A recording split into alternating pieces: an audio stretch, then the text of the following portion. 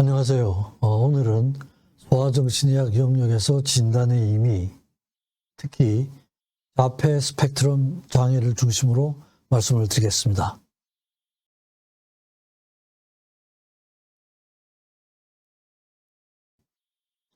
대개 이런 순서로 말씀드리겠습니다.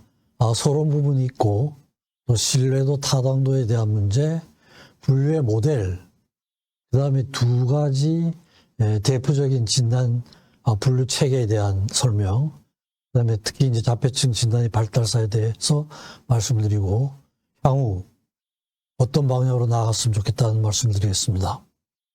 서론 부분입니다. 우리가 이제 정신과에서 진단 분류를 하는데, 진단 분류를 하는 목적은 대개 이렇게 생각할 수가 있겠습니다.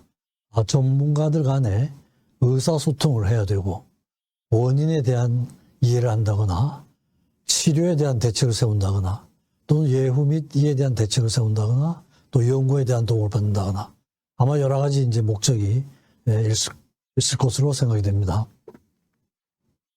진단이란 말이 영어로 diagnosis인데요. 이 어원을 알면 우리가 좀 잘 이해를 할 수 있을 것 같기도 해요. diagnosis는 다야 플러스 그노시스로 되어 있습니다. 근데 다야란 말은 in-depth, 깊이 이런 거죠. 그노시스는 알다, 이해하다 이런 뜻이죠.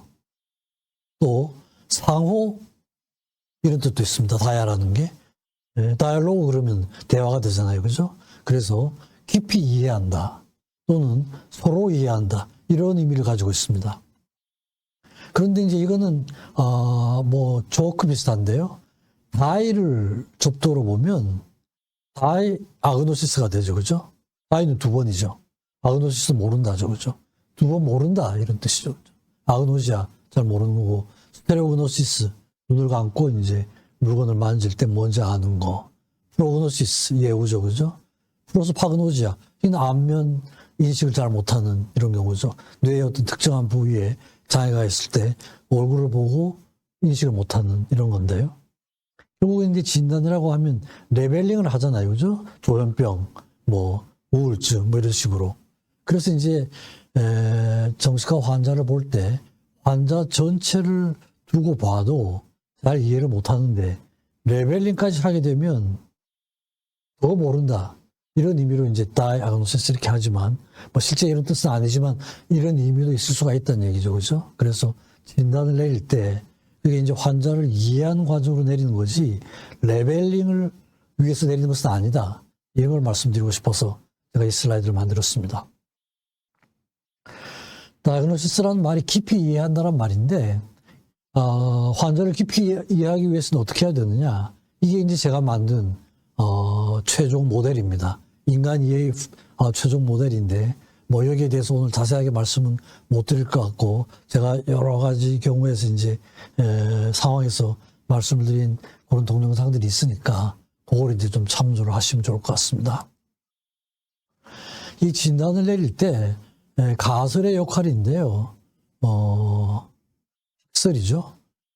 이건 이제 완전히 좀 배제되어 있습니다. 학설은. 그죠? 정신의학에서 여태까지 발달되어 여러 가지. 왜냐하면 학파마다 사용하는 용어가 너무 달라요. 관점이 너무 다르고. 그러니까 이제 그걸 포함시키게 되면 오히려 굉장한 혼동만 일으킬 수가 있고 오히려 대화에 장애를 가져올 수가 있다. 이런 생각에서 가능하면 이론, 가설은 진단 분류에는 포함시키지 않는다. 이게 이제 상당히 중요한 기본 원칙 중에 하나입니다. 어느 특정한 학설만을 할 수가 없는 거죠. 그죠? 원인의 역할인데요. 일반적으로 진단 전체에서 원인은 잘 고려되고 있지 않습니다. 왜냐하면 원인이 잘 알려져 있지 않기 때문에 그렇죠. 정신질환의 원인이 뭐냐? 이건 뭐 굉장히 다양하고 분명하지가 않죠. 그죠?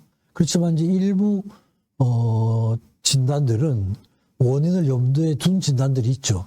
예를 들어 트라우마, 스트레스 릴레이티드 디스오더 이 경우는 트라우마라든지 스트레스라든지 이걸 그 진단명 속에 포함하고 있잖아요. 그죠? 리액티브 어태치먼트 디스오더, 반응성 애착장애, 어떤 외적인 요인에 대한 리액션이죠. 그런 의미죠. Limited Social Engagement Disorder, PTSD, 외상 후 스트레스 장애, 외상에 들어가 있죠. Acute Stress Disorder, 스트레스가 들어가 있죠. 어저스먼트 디스오더, 적응장애.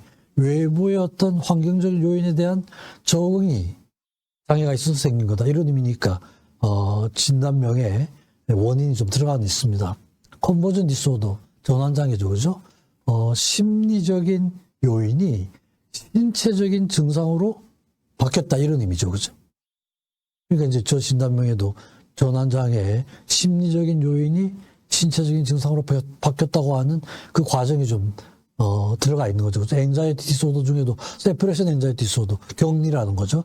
셀렉티브 뮤티즘, 선택적, 특별한 상황에서 항구증을 보인다는 거죠. 그다음에 스피식 포비아, 특수공포장애 원인 들어가 있잖아요. 에이니머라든지 다크니스라든지.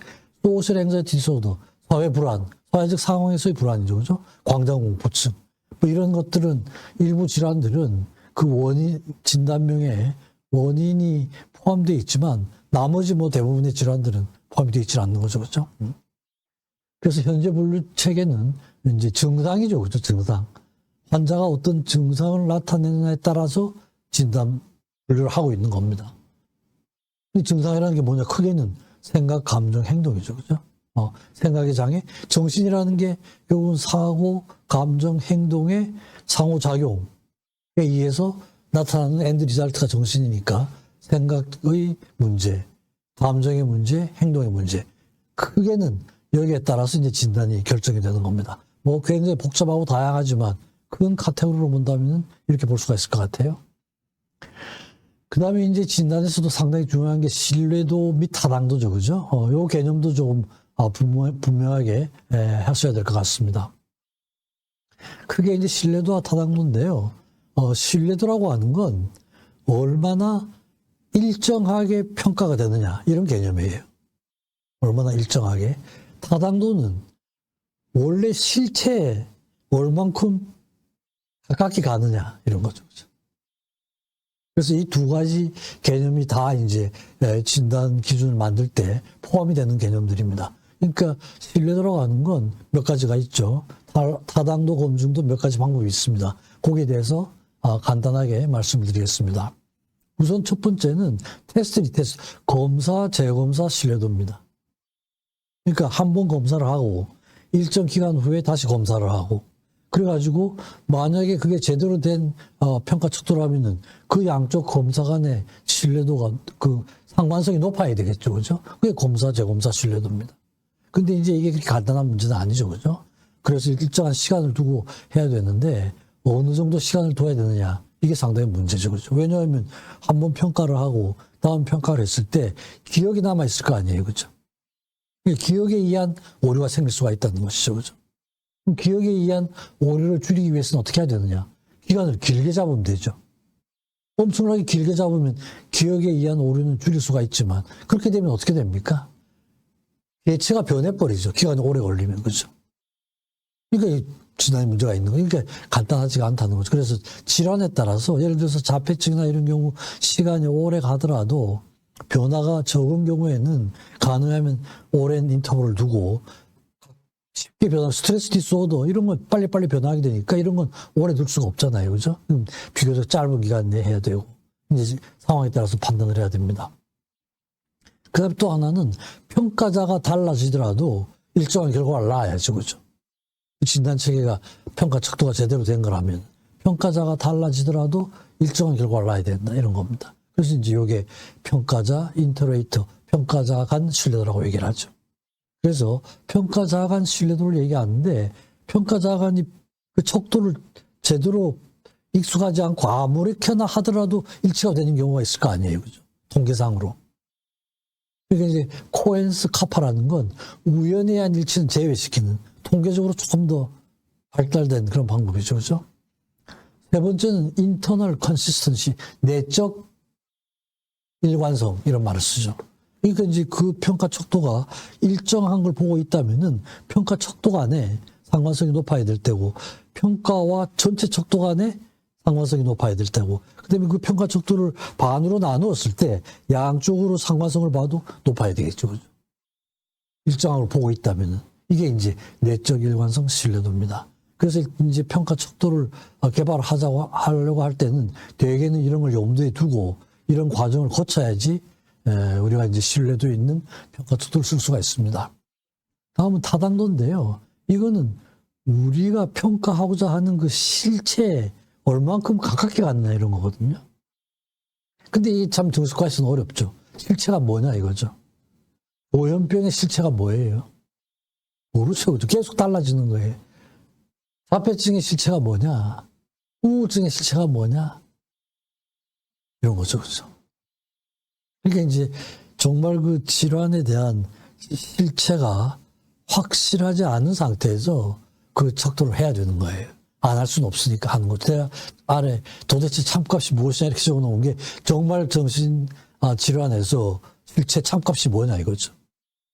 참값이 확실하게 있다면은 왜 진단 체계가 자꾸 달라지냐 이 말이에요. 시간이 지나면서 진단 분류 체계가 달라진다는 건 참값을 모른다는 얘기거든요.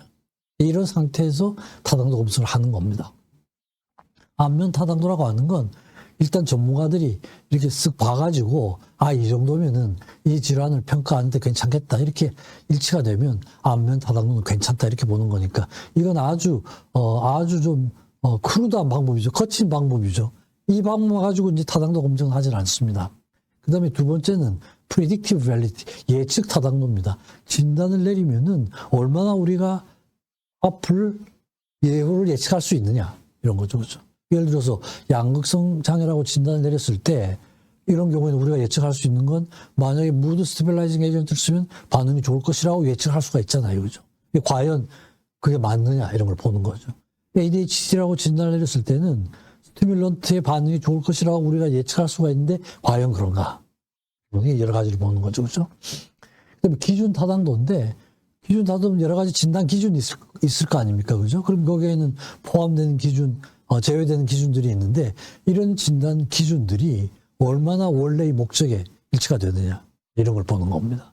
이게 이제 크라이테리어죠. 그 진단 기준들이. 네 번째는 판별 타당도인데요. 어떤 특별 A라는 질환을 그 진단 내리기 위해서 만든 진단 기준이나 평가 척도면은 다른 질환하고 확실히 구별이 돼야 될 거 아니에요. 그죠? 막 겹쳐지면 곤란하잖아요. 이걸 보는 게 discriminant validity입니다. 그 다음에 이제 공존 타당도라고 하는 거는 어떤 질환을 두고 여러 그 진단 체계가 만들어질 수가 있잖아요. 그죠? 그럼 예를 들어서 대표적으로는 DSM 시스템하고 ICD 시스템이 있을 수도 있고요. 그 다음에 DSM 공식적인 체계에서 우울증이란 그런 평가 기준이 있는데, 진단 기준이 있는데, 다른 사람들이, 예를 들어 백이라는 사람이 다른 인벤토리를 만들었어요. 평가 척도를. 그럼 이 둘 간의 상관성이 어떤가? 둘 다 우울증을 보고 있으니까 서로 상관성은 높을 것이다. 이렇게 보는 것이죠. 그죠? 그 다음에 이제 컨텐트 밸리디티라고 하는 건 내용 타당도입니다. 이건 좀 황당하긴 한데요. 어떤 진단 기준을 만들었는데 과연 그 진단 기준을 만족시키는 질환이 있느냐? 황당하죠. 그죠? 황당하죠. 황당하지만 정신과에서는 이런 역사가 있었습니다. 예를 들어서 아이덴티티 디소더라는 게 있었거든요. 근데 이제 아이덴티티 디소더라고 진단 기준을 만들었는데 수십 년이 지나도 아이덴티티 디소더라는 진단을 내리는 정신과 의사가 없는 거예요. 그런 케이스가 없는 거예요. 그러니까 내용 타당도가 이건 안 된다 이런 얘기죠. 그죠? 그러니까 아이덴티티 프로블럼을 바꿨거든요. 이게 왜 이러냐 하면은 진단 기준이라고 하는 건 항상 환자를 기준으로 해서 만들어야 되는 거예요. 우리가 일상 필드에서 관찰되는 그런 아이나 청소년들 환자들을 대상으로 해서 만들어야 되는데 이론적인 게 머리에 들어가 버리면 이런 일이 생긴다는 거죠. 에릭슨이라는 그 심리학자의 발달 이론에서 아이덴티티 디소더란 청소년기 후기가 되면 아이덴티티 컨솔리데이션이 되고 그때는 이제 어떤 문제가 있을 수 있다. 이게 먼저 머릿속에 들어간 거예요. 그러니까 이제 그걸 받아들여서 있을 것이라고 만들었는데 없는 거예요. 그 다음에 Receptive Language Disorder, 수용성 언어 장애예요. 근데 이것도 사실은 이제 진단명이 있다가 없어졌는데 왜냐하면 수용성 언어 장애만 있을 수가 없는 거죠. 사실은 이론적으로는 수용하고 익스프레션하고 수용성 언어장애, 표현성 언어장애 다 있는 경우 이렇게 하지만 수용성 언어장애가 있는 경우에는 표현이 안 되는 거죠. 남의 말을 알아듣지 못하는 아이들이 어떻게 말을 배웁니까? 안 되죠. 그러니까 수용성 언어 장애가 있으면은 자동적으로 표현성 언어 장애가 동반되는 거예요. 그러니까 순수한 수용성 언어 장애는 존재하지 않는다는 거죠. 그러니까 receptive and expressive language로서 이렇게 바뀐 겁니다. 그죠?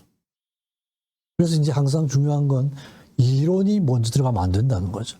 관찰되는 아이들, 청소년을 대상으로 해서 진단 기준을 만들어야 된다는 거예요. 이게 내용 타당도입니다. 그 다음에 construct validity 구조 타당도죠. 이게 대개는 이제 요인 분석을 하는 거죠. 요인 분석에서 우울증이면은 기분, 인지, 행동, 신체 증상 이런 걸 바탕으로 해서 증상을 만들잖아요. 그죠? 그러면은 실제로 평가 척도를 만들어서 요인 분석을 해서 이런 요인들이 추출이 되느냐 이런 거 보는 겁니다. 그래서 이렇게 잘 되면은 구조 타당도가 아주 깨끗하다 그렇게 얘기를 하고 잘 안 되는 경우도 상당히 많죠 사실은. ADHD면은 집중력 장애, 과활동, 충동성 이 세 가지가 주된 증상으로 되어 있는데 과연 진단 기준을 만들어서 그걸 여러 아이들을 대상으로 해서 나중에 요인 분석을 했을 때 이 세 가지 요인이 추출이 되느냐 이걸 보는 겁니다. 처음엔 되는 줄 알았죠, 그죠? 근데 지금 그렇게 안 되는 거예요. 그러니까 진단 기준이 집중력 장애하고 과활동하고 충동성은 합쳐져 있죠. Hyperactive Impulsivity가 두 개가 묶여서 하나의 그 요인으로 추출이 된 거예요. 진단 기준이 그렇게 달라지는 거죠. 그러니까 우리가 생각하는 거하고 또 필드에서 일어나는 걸 실제로 통계 처리를 하면은 맞지 않는 경우도 있다는 것이죠, 그렇죠? 이게 이제 이렇게 해서 이런 타당도를 봐야 되는 겁니다. 다음은 이제 블루의 모델인데요. 대개는 이제 카테고리칼, 디멘셔널, 이데오그래픽 이 세 가지 모델이 있죠, 그죠? 카테고리칼 하다는 것과 디멘셔널 하다는 거는 이건 이제 어떤 차이냐 하면 카테고리칼 하다는 건 정상과 비정상을 이분법적으로 보는 거예요. 뭐가 나타나면 증상, 안 나타나면 비정상 이렇게 보는 겁니다. 그러니까 비정상하고 디스컨티뉴어스 하다 이렇게 보는 건 이분법이죠. 근데 디멘셔널 하다고 하는 건 정상과 비정상을 지속적인 개념으로 보는 거예요. 이분법적으로 보는 게 아니라 하나의 그 컨티뉴어스한 컨셉을 보는 겁니다. 이런 겁니다. 예를 들어서 우리가 그 우울증 진단 기준을 만들었을 때 30점 이상이면 예를 들어서 비정상이고 30점 이하는 정상이다 이러면은 정상하고 비정상이 이어져 있잖아요. 그죠? 27, 28, 29, 30, 31, 32 이렇게 돼 있는 거죠. 이게 디멘셔널한 거예요. 카테고리칼한 건 이분법적인 겁니다.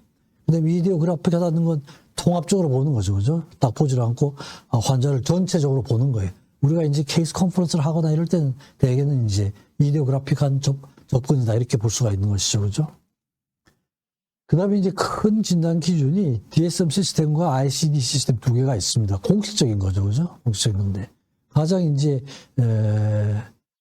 사용되는 공식적인 진단 체계인데, 우선 ICD 시스템을 보면, 이게 체계적인 분류 체계를 처음 제시한 사람은 크레펠린이라는 학자였죠. 그죠? 그 사람이 1883년도에 처음부터 이제 분류 체계를 제시를 하고, 그 후에 이제 공식적으로 된 건 최근에 왔습니다. 1948년에 처음 만들어져서 6, 7, 8, 9, 10에서 지금 11까지 나와 있죠. 그죠? 그래서 발달 단계가 있습니다. DSM 시스템은, 이건 미국입니다. ICD 시스템은 세계 분류고, DSM 시스템은 미국 정식과 학회에서 만든 미국 분류 체계예요. 지금 이 두 개로 되어 있습니다. 그죠? 그래서 DSM-1에서는 초기에는 어떤 이론이 좀 들어갔었어요. DSM-1에서는 윌리엄 매닝거라는 정신 분석 개념이 들어갔고, DSM-2에서는 아돌프 마이어의 리액티브한 거, 반응성 개념이 들어갔고, 그러면서 이제 차츰 그런 그 이론에서는 벗어나서 디스크립티브한 이런 걸로 변화가 되어 오는 이런 과정입니다. 그래서 DSM-5 제일 최근에 나온 게 5인데, 저 5를 로마자로 안 하고 그냥 숫자로 쓴 건 아직 완료가 안 돼 있다는 이런 의미예요. 그냥 이제 예비적인 형태라는 의미로 그냥 숫자를 저렇게 써놓은 겁니다. 만약에 나중에 확실히 되면 이제 그 로마 글자로 바꾸겠죠, 그죠? 실제 임상에서 유용한 지침들, 뭐 여러 가지 이제 정신과 의사 말고 심리학자나 사회 사업가들의 의견도 한 거 간단하고 자기들이 이렇게 얘기를 하고 있습니다. 그다음에 입원 외래 부분 자문약 어느 상황에서도 쓸 수 있는 거 모든 사람들이 쓸 수 있는 거. 그 다음에 DSM-11이 나와 있는데 DSM-11과 조화로움도 고려를 하고 연구 근거에 바탕을 뒀다. 그 다음에 이전 DSM 시스템하고의 연속성도 염두에 두고 만들었다. 자기들이 기본 방침은 이런 걸 얘기를 하고 있습니다. 그 다음에 진단상에 고려할 점들로는 라이프스팬, 발달학적인 면에서 분류체계를 봤다 이런 거 하고요. 그 다음에 진단과 관련된 발달사의 문제, 라이프스팬하고 비슷하죠. 그 다음에 최근에 연구된 유전학적 뇌영상 연구도 통합을 하려는 시도를 했다. 그 다음에 자폐장애, 아스퍼거 전반적인 장애를 오티즘 스펙트럼 디소더로 통합을 했다. 제가 오늘 이제 나중 부분에서 주로 말씀을 드리려고 하는 게 바로 이 부분입니다. 저게 이제 굉장히 좀 잘못된 분류로 제가 생각을 하고 있습니다. 잘못된 변화로. 그 다음에 양성장애, 우울장애에서 능률화된 이런 거. 그 다음에 임상접촉이 초점이 될 수 있는 기타의 상태. 여러 가지 이제 고려를 한 상태를 얘기를 하고 있습니다. 그래서 기본적으로는 이 미국 시스템하고 세계 분류 시스템이 하나가 돼야 되죠. 그죠? 이거 말하자면 법으로 본다면은 헌법에 해당하는 건데, 헌법이 지금 두 개가 있는 셈이에요, 말하자면. 근데 이 두 개가 또 달라. DSM 시스템은 만들고 나면은 교과서를 다 만듭니다. 자기들 시스템에 의해서. 근데 ICD 시스템은 만들어 놓고 책을 따로 이렇게 만드는 것 같지가 않아요. 그죠? 모르겠습니다. 아주 최근에는 나왔는지 모르겠습니다만, 제가 하여튼 알기로는 따로 자료를 모아서 보완을 하거나 그런 일이 별로 없는 것 같단 말이죠. 그러니까 이제 서로 다른 거예요. 그죠? 그 다음에 이제 여러 가지 이제 문제점들이 있습니다. 그래서 큰 차이로는 DSM-4와 요 전 진단제 DSM-5가 나와 있고 ICD-11이 나와 있는데 요 전 분류 체계를 보면 양쪽에 이제 큰 차이점은 DSM 시스템에서는 여러 가지 질환을 독립된 질환으로 보는 이런 관점이에요. 근데 이제 ICD-10에서는 여러 가지 증상이 나타나면 그 증상이 여러 가지 나타난 아이들을 독립적으로 보는 이런 관점입니다. 이건 굉장히 중요한 차이점이라고 할 수가 있어요. 그러니까 DSM-4에서는 행동장애가 있고 우울장애가 있으면 행동장애, 우울장애, 진단명이 두 개가 됩니다. 근데 ICD 시스템에서는 Depressive Conduct Disorder, 우울 행동장애. 그러니까 두 가지가 다 나타나는 아이들은 우울 행동장애라 그래가지고 이런 아이들은 우울증하고도 다르고 컨덕트 디소더하고도 다른 새로운 그룹이다. 독립된 그룹이다. 이렇게 보는 거죠. 그렇죠? 그다음에 ADHD도 마찬가지입니다. ADHD에서 컨덕트 디소더가 많이 동반이 되잖아요. 그죠? 그럼 이제 DSM 시스템에서는 1. ADHD, 2. 컨덕트 디소더 이렇게 진단을 내리는데 ICD 시스템에서는 하이퍼카이네틱 컨덕트 디소더 그 그룹은 다른 걸로 보는 거예요. 그죠? 그래서 여러 가지 임상적인 면이나 연구하는 면에서 ICD 시스템이 더 이상적인 시스템이라고 할 수가 있어요. 왜냐하면 진단의 동질성을 유지할 수가 있잖아요. 그렇죠? 항상 우리가 분류를 하거나 연구를 할 때 제일 중요한 기준 중에 하나가 그 포함된 아이들의 진단이 얼마나 동질한가. 이게 상당히 중요한 기준이거든요. 그러니까 저렇게 되면은 바로 동질한 군을 독립시킬 수가 있잖아요. 그죠? 이런 면에서 ICD 시스템이 이제 저는 훨씬 아이디어란 시스템으로 보는 겁니다. 그 다음에 이제 다축 체계인데 이것도 이제 조금씩 변화가 오고 있습니다. DSM-4에서는 5개로 나누어가지고 이렇게 했는데 DSM-5에 와서는 엑시스3가 1, 2에 병합이 돼버렸고 5는 독립이 돼버렸습니다. 다르게 되어 있고 ICD-10은 클리니컬 디소더 좀 다르죠. 그죠? 컨텍스트얼 팩트 이래가지고 전체적으로 멀티 다축 체계를 적용을 하고 있는 내용적으로는 조금 차이가 있습니다. 대개 이렇게 해서 ICD 시스템하고 DSM 시스템의 발달 과정 내용들을 간단하게 말씀드리고 상호 관계 말씀드렸는데 나머지 부분이 이제 오늘 제가 말씀드리고자 하면 자폐증 진단 지금 자폐 스펙트럼 디소더라고 이렇게 하고 있는데 여기에 대해서 말씀 좀 드리겠습니다.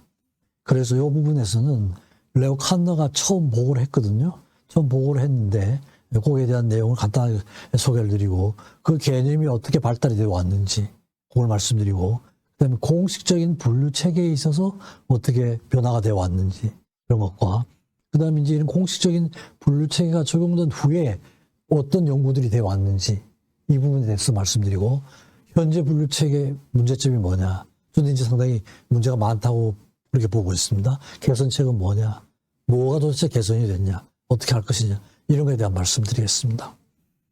칸너가 처음 보고한 게 1943년이거든요. 1943년에 이게 이제 오리지널한 페이퍼의 그 첫 페이지인데요.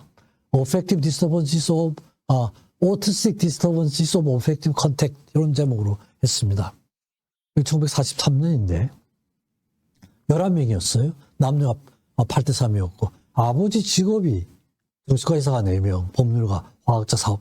굉장히 하이 소스 이코노믹 스테이터스의 자녀들이 오게 된 거죠. 그죠? 이 중에 또 8명은 소위 인사록에 유명 가족에 포함되어 있을 정도로 거기 이제 올라가 있는 이런 사람들이었습니다.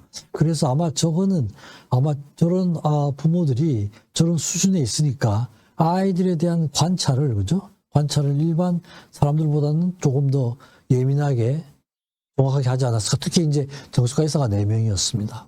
네, 그렇게 볼 수가 있겠죠. 그죠? 그래서 아마 저거는 이제 높은 그 지능, 하이 그 소스 이코노믹 스테이터스에서 많이 생긴다고 하는 건 그건 리퍼럴 바이어스라고 할 수가 있죠. 나중에는 이제 밝혀졌습니다만 가장 뚜렷한 증상들이 태어날 때부터 대인관계 형성이 안 되고 항상 홀로 지내고 그다음에 방에 들어가도 사람에 대한 반응은 없고 오로지 장난감에만 관심을 보이고 부모와 헤어질 때 디프레션, 불안 반응이 없다. 분리 불안 반응이 없다. 지금도 그죠? 그대로 다 적용될 수 있는 증상들이죠. 그죠? 물건에 대해서 물건도 굉장히 애착 반응을 많이 보이죠. 돌리는 아이들. 모든 물건을 지금도 이런 아이들이 간혹 관찰이 되죠. 단순히 반복적인 행동 같은 거예요. 변화가 되면 굉장히 불안해하는 이런 것들이 있습니다. 언어를 발달 안 되는 경우가 많고 발달이 되더라도 대화 목적으로 사용하지 못한다. 지금도 많이 관찰되는 거죠. 그 다음에 또 일부 아이들이지만 아주 암기력이, 기계적인 암기력은 뭐 굉장히 뛰어난 아이들이 있죠. 아주 극소수에서 관찰되는 거긴 하지만, 그 다음에 대명사 사용이 나, 너를, 구별이 안 되고, 이런 경우, 그죠? 또 말을 반복하는 대로, 반항어 같은, 지금도 다 나타나는 행동들입니다. 그때 그렇게 보고를 했습니다. 그래서, 한나가 얘기를 할 때는, 그 당시 조현병이라든지, 그 전에 보고한 드상티란 사람의 프리콕시미아, 헬이라는 사람이 보고한 이런 내용, 이런 질환들하고는 조금 구별이 되는 것 같다. 그런 질환의 개념으로는 설명이 안 되는 아이들인 것 같다. 물건에 대해서는 관계하죠. 사람에 대해서는 무관심하고 또 5, 6세가 되면 반향을 포기하고 대명사 사용도 정상궤도에 오른다. 언어도 점차 대화 목적으로 사용하게 된다. 이건 이제 지금하고 좀 다르죠, 그죠? 근데 칸너는 그 당시에 저렇게 관찰했어요.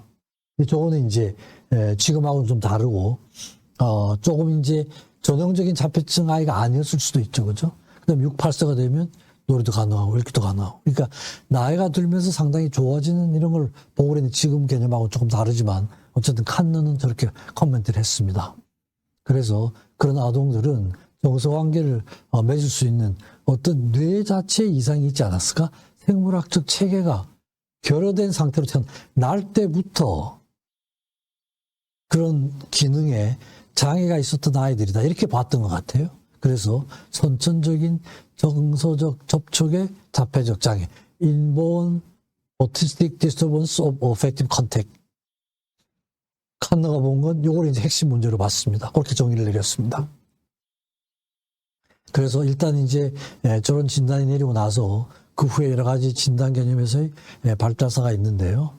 뭐 스피츠카라는 사람이 인펀틀 사이코시스, 그 다음에 여러 진단명이 있었습니다.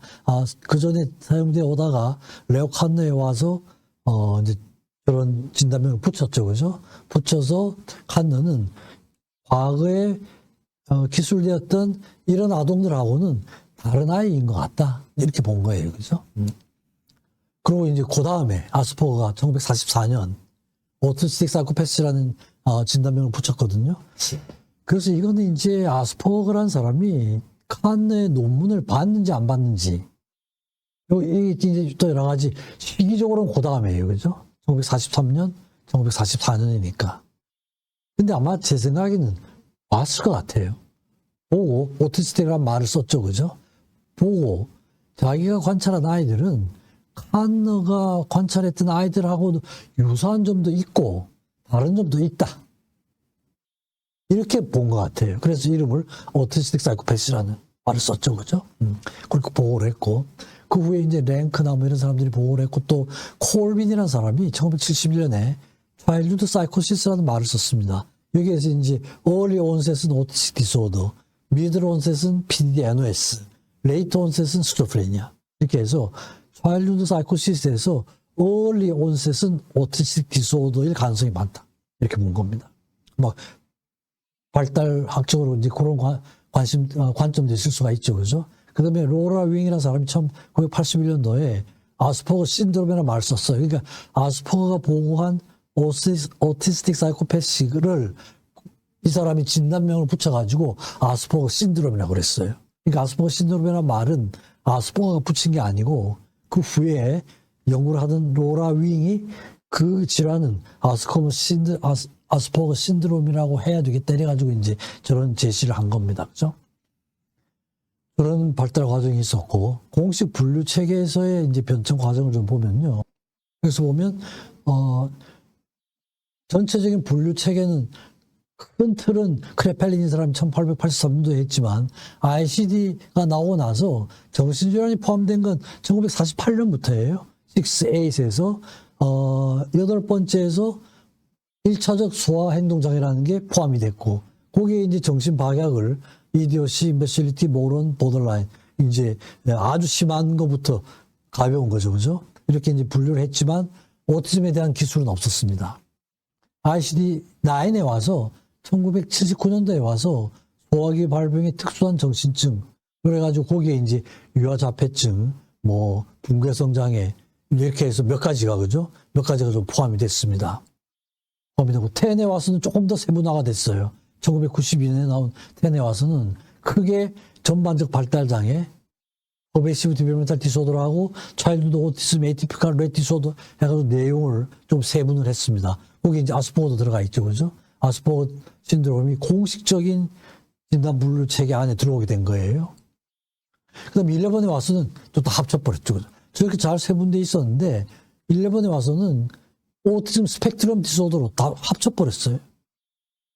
그러니까 이제 여러 가지 진단군이 한꺼번에 들어가 있으니까 아까 제가 강조드렸던 그런 동질성, 호모지니티의 문제에 있어서 상당한 문제가 야기된다 이거죠. 그죠? 어떻게 그 여러 가지 그룹 아이들을 한꺼번에 다 집어넣냐. 태보라 이거죠. 제가 보기엔 태보예요. 그죠? 그래서 이제 오티즘 스펙트럼 디소더를 하면서 거기에 오티스틱 디소더는 포함이 되고 레트 신드롬이나 뭐 이런 건 포함이 안 된다. 또 이런 단서는 붙여놨습니다. 그러니까 레트 신드롬은 따로 또 스펙트럼 디소더는 뺀 이런 상태입니다.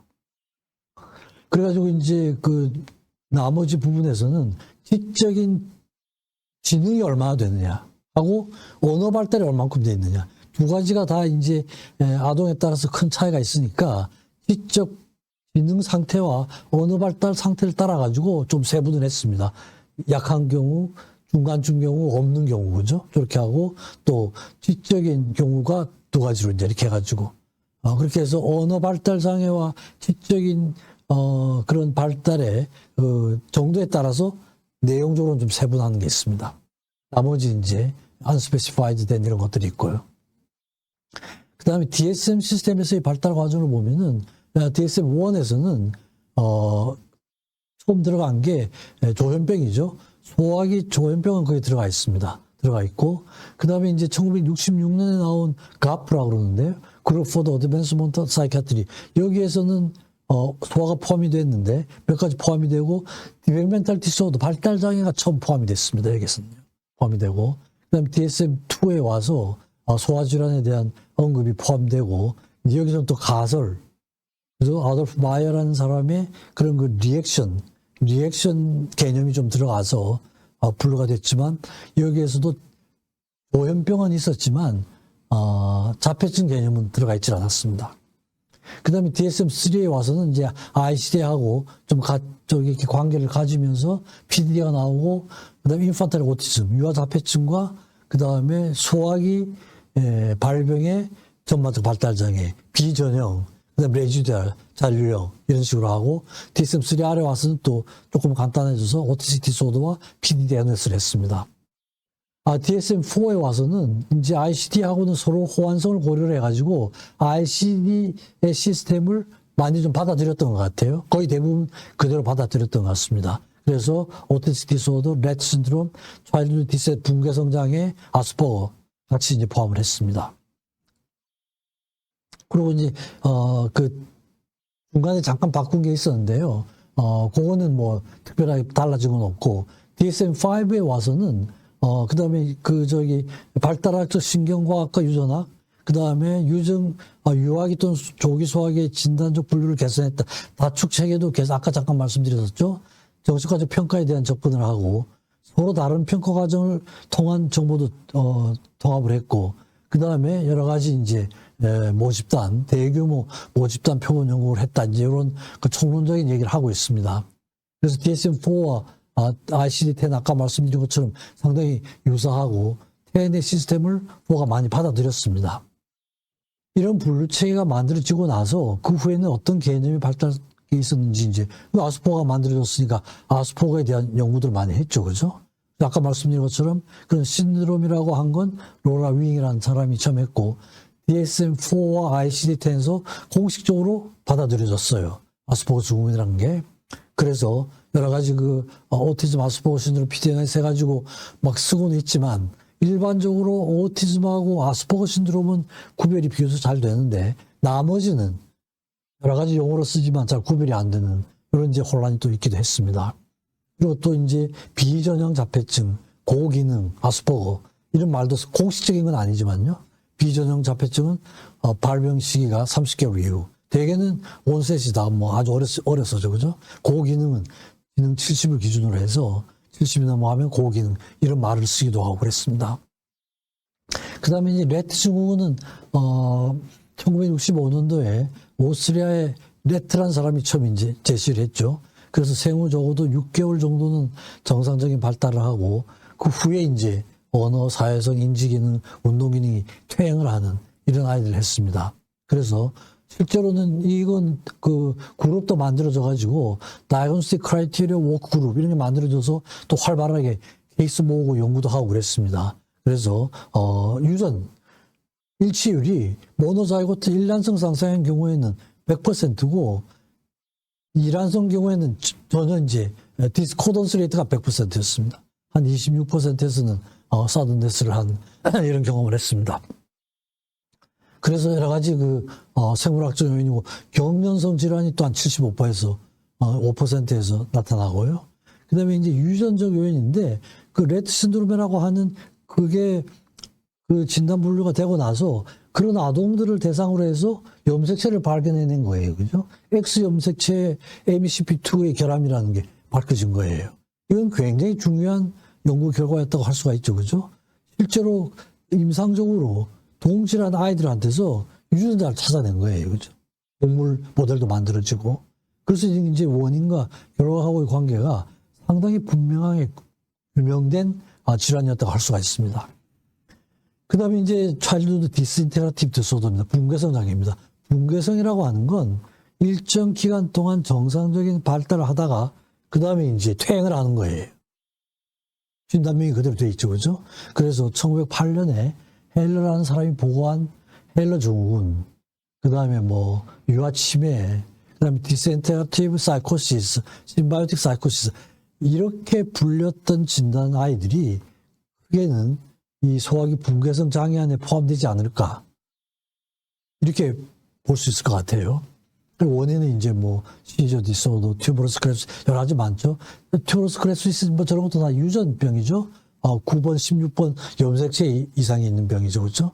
그다음 PK, 페닐키토누리아, 이건 페닐알라닌 하이드록실레이즈에 엔자임이 없으니까 페닐알라닌이 축적이 돼가지고 페닐키토누리아, 이것도 이제 유전병이죠, 그렇죠? 그다음에 뭐 엥겔만, 이건 크로모좀 15번 염색체가 다 잘못되어 있는 거고.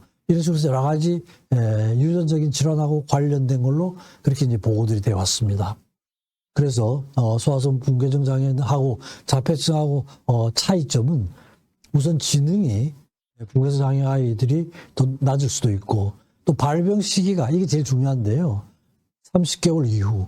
그러니까 만 한 3세경까지는 정상적인 발달을 하다가 그 후에 이제 모든 발달됐던 기능들이 붕괴가 되는 이런 경우입니다.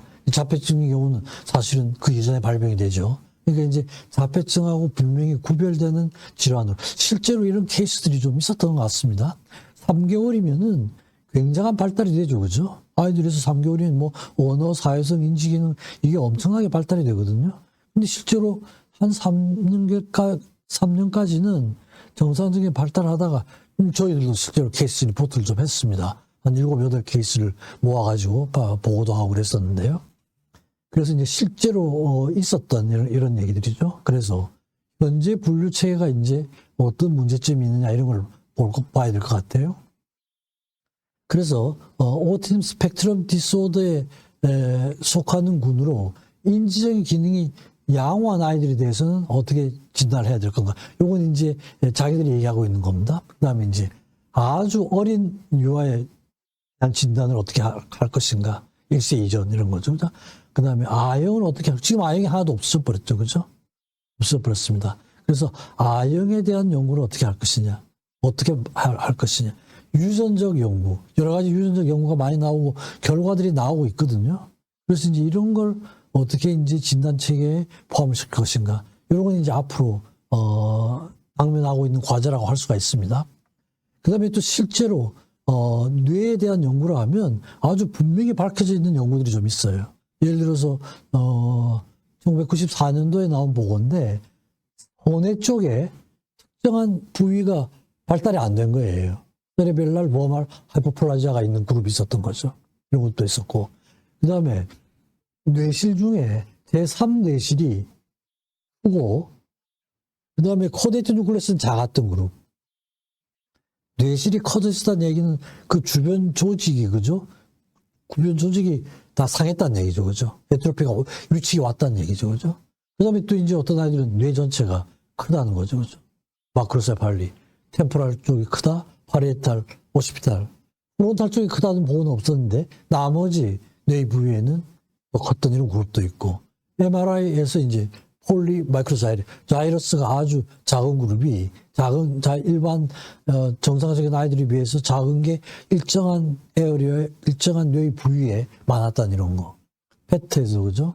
여러 가지 대사 기능이 떨어졌다는 거. 그다음에 여러 가지 부검을 했을 때 소뇌의 프루킨제 셀이 떨어져 있었다. 이게 이런 여러 가지 특별한 이런 그 스페시픽한 보고들이 나온 게 있으니까 이런 걸 가지고 어떻게 서브타이핑, 아형을 나눌 때 좀 참조를 해야 되지 않을까? 이런 얘기들을 하고 있습니다.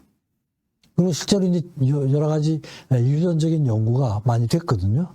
많이, 그룹으로도 많이 되고, 아까 잠깐 말씀드린 것처럼, 레트 디소더, 레트 신드롬에서는 아주 특별한 유전인자가 발견이 된 거예요.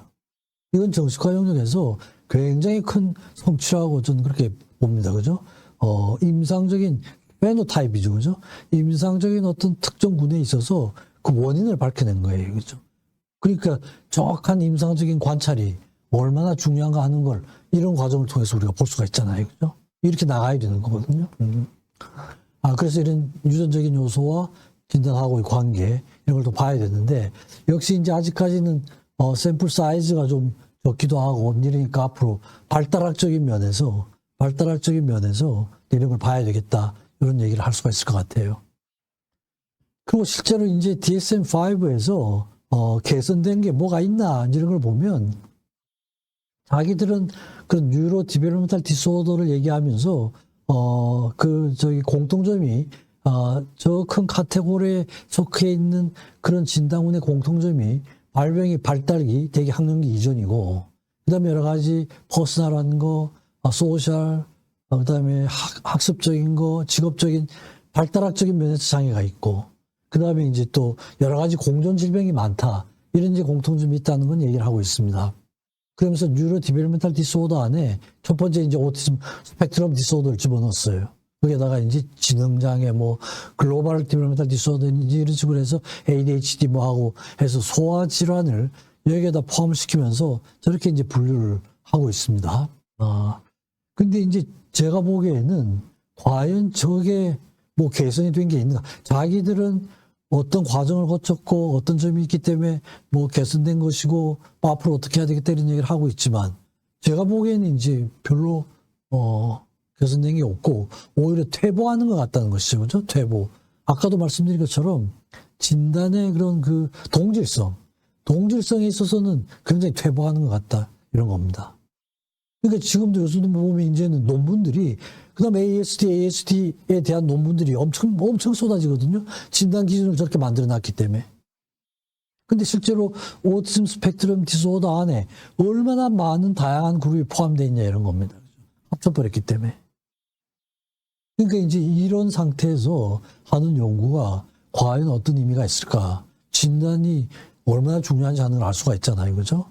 그래서 지금 말씀드린 것처럼 저 안에 오티스틱 디소더, 아스퍼거, 뭐 PDD-NOS 뭐 이런 거 다 뭐 레트 디소더는 아까 누가 한 분류에서는 뺀다고 그랬지만 이런 걸 한꺼번에 다 포함시키는 게 그 다음에 ASD, Associated with Rett Syndrome 이런 게 있습니다. 그죠? 오티즘 스펙트럼 디소더, 레트 시нд롬과 관련된 ASD. 그리고 오티즘 스펙트럼 디소더하고 레트 디소더 관계는 어떻게 되는 거예요? 한쪽에서는 제외한다 그러고 있고, 이건 관련이 있는 것처럼 얘기하고 있고, 그죠? 이게 이 문제가 많다는 거죠. 그 다음에 Childhood Disintegrative Disorder. 분괴성 장애. 이거 어디로 갔어요? 없어져 버렸어요. 그죠? 없어져 버렸어요.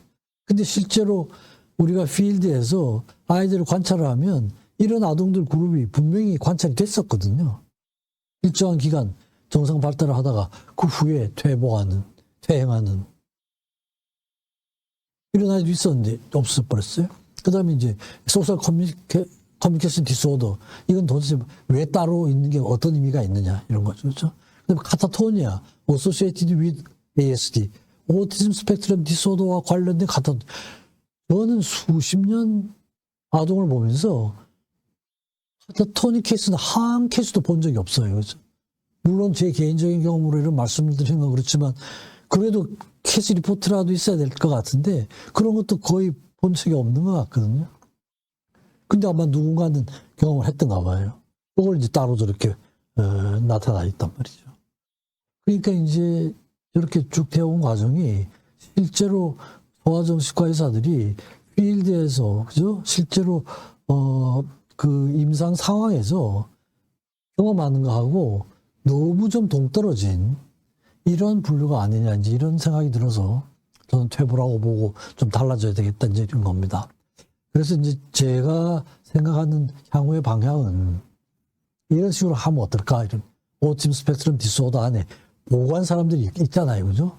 그럼 그 사람들의 그 케이스를 그대로 좀 존중하자 이거예요. 왜냐하면 상당히 중요한 기준들이 다 포함이 되어 있거든요. 칸너가 보고한 건 칸너 신드롬. 조금 모디파이 하더라도 아스퍼거가 보고한 건 아스퍼거 신드롬 이렇게 하자는 거죠. 거기에 이제 하이 펑셔닝 오티즘, PDD-NOS 이것도 좀 포함을 하자는 거죠. 레트가 보고한 레트는 분명한 그룹이 있으니까 레트 신드롬을 하자 이거죠. 헬러라는 사람이 보고한 건 제가 보기에는 그 사람이 보고한 건 차일드후드 디스인테그레티브 디소더에 가까운 것 같아요. 그 사람 보고한 사람의 이름을 따서 헬러 신드롬이라고 하자 이런 거죠. 랭크 신드롬이라고 있는데 이 사람은 에이티피컬 오티즘이 많이 속하는 것 같아요. PDNS, 하이 펑셔닝. 물론 아스퍼하고 좀 겹치지긴 하는데 또 조금 다른 점이 있죠. 그죠? 그러니까 이렇게 과거에 보고했던 이 사람들이 각각의 특징들을 가진 진단군들이 있는 것 같거든요. 그러면은 일단은 그죠. 그런 사람들 그 보고를 그대로 따라가지고 이런 식으로 좀 하면 어떨까. 제가 이런 생각을 좀 해봤습니다. 그래서 목적은 그죠. 목적은 동질성의 유지죠. 그죠.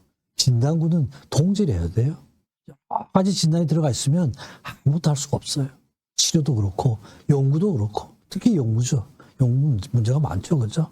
그래서 이제 새로운 그런 오티즘 스펙트럼 디소더를 보면서 이런 생각이 들어서 제가 이제 진단 분류에 대한 얘기를 하면서 특별히 자폐증아에 대해서는 따로 좀 얘기를 해봤습니다. 그래서 앞으로는 이런 걸 바탕으로 해서 궁극적으로는 ICD 시스템하고 DSM 시스템이 합쳐져서 하나의 그죠? 헌법은 하나라야 되죠. 서로 커뮤니케이션 해가지고 하나로 만들어야 되고. 두 번째는 제가 초기에 말씀드렸던 그 신뢰도, 타당도에 대한 그 엄격성을 유지하면서, 물론 한계는 많아요. 그죠? 특히 정신과에서는 밸리디티 스타디라고 하는 건 엄청난 한계를 가지고 있지만, 그래도 그 한계 내에서 충실하게 어떻게 할 수 있느냐. 그다음에 스페시피시티와 센시티비티, 물론 하고 있죠. 그죠? 스페시피시티와 얼마나 진단을 확실하게 내릴 수 있느냐. 아닌 경우를 얼마나 제외할 수 있느냐. 이런 개념이에요. 그죠? 스페시피티, 카테고리칼, 디멘셔널. 이게 이제 이것이냐 저것이냐 보다는 같이 하고 있잖아요. 그죠? 카테고리칼한 것도 하고, 부분적으로는 디멘셔널한 것도 양쪽을 같이 해야 되는 거죠. 그죠? 경우에 따라서 이분법으로 봐야 될 때는 이분법으로 보고, 그 다음에 그 컨티뉴어스한 개념으로 볼 때는 컨티뉴어스한 개념으로 보고, 이 양쪽을 합한 진단 시스템이에요. 그 다음에 프로스펙티브 시스템, 아무래도 이게 해야 되겠죠. 그죠? 그 다음에 이제 요원하지만 원인론적인 접근도 해야 될 것 같고요. 그죠?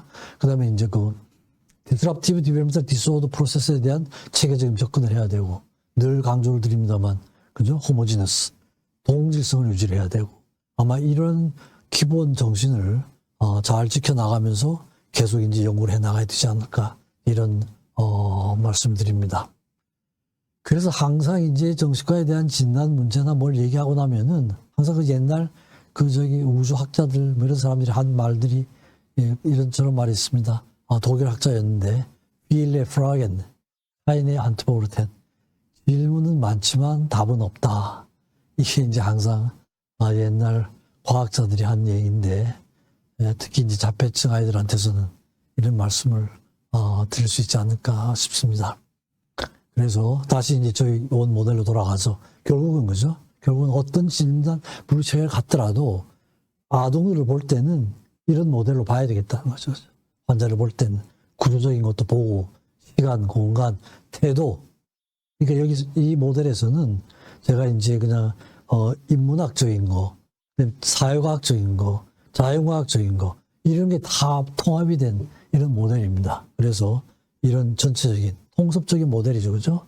그래서 어떤 환자든지 이런 관점에서 이제 봐야 진단에 매이질 않고 환자 전체로 볼 수 있는 이런 태도를 가질 수 있지 않을까 하는 말씀을 드리면서 제 강의를 마치겠습니다.